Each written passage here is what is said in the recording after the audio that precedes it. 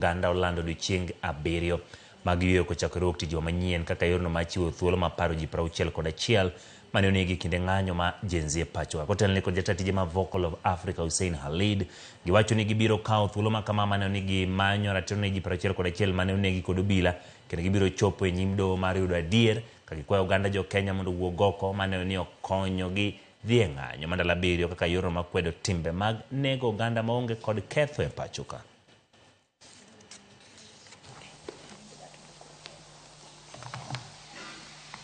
We are asking Kenyans to support these 7 days of mourning through the hashtag #NotInVain.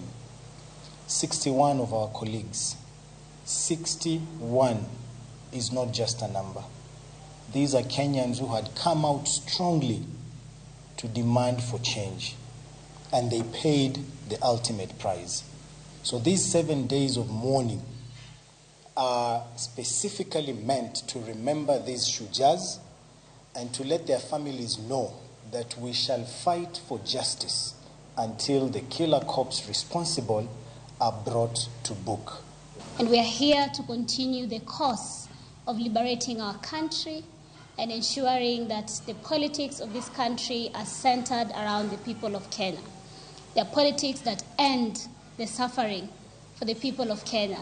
They are politics that respect the life of the Kenyan people.